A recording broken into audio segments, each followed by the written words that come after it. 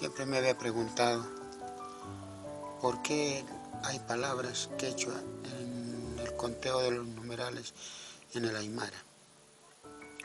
Y entonces me puse a averiguar, preguntando a los abuelos, las abuelas, tatarabuelas, ¿y por qué pasa esto?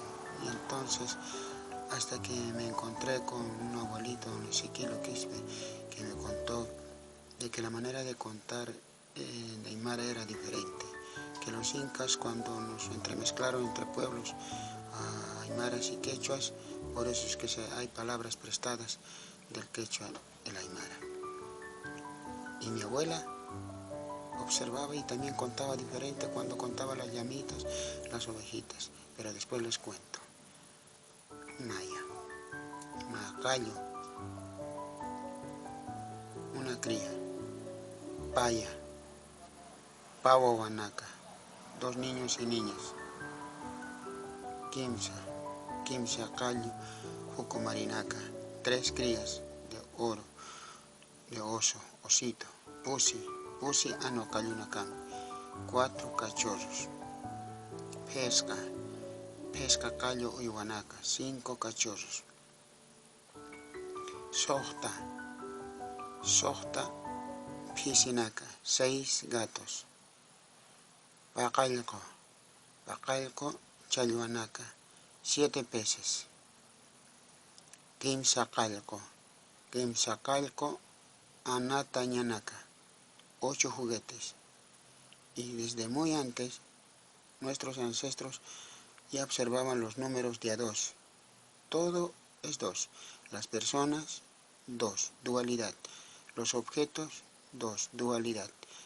Los animales, también dualidad. Orco, cacho. Huayna tabaco, tolca, yocha, chacha, guarmi, todo de 2. Y entonces, cuando observé el conteo de mi abuelita, cuando sacaba el ganado, la llama, la oveja, contaba, agarraba cierta cantidad de montón de piedras y empezaba a contar. Maya. 1. Paya. 2. Musi. 3. Pusi. 4.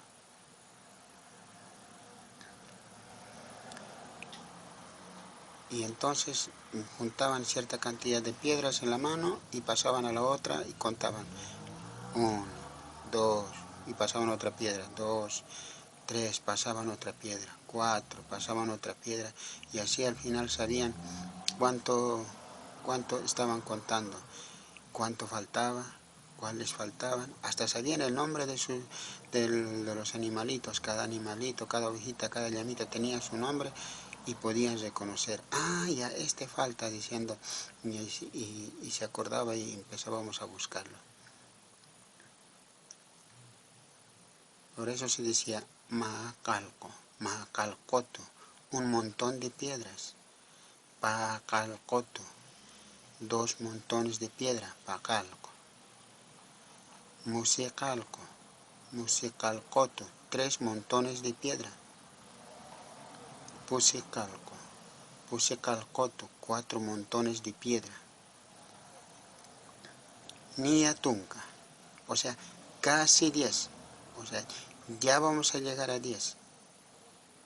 Y entonces ya estaban a punto de llegar a 10, por eso se decía Niatunca o Niliatunca, depende del pueblo aymara donde se viva. Y se contaba Tunca. Y así sucesivamente el conteo real de nuestros ancestros pasados, que pude encontrar a mis dudas, a mis interrogatorios, a mis cuestionarios, la respuesta, gracias al abuelito Ezequiel, quien me contó en realidad. Y por eso que no debemos dejar de preguntar a nuestros ancestros, a nuestros abuelos, para seguir sacándole más información y seguir difundiendo nuestro idioma. Sigamos adelante, hermano. Hasta la próxima.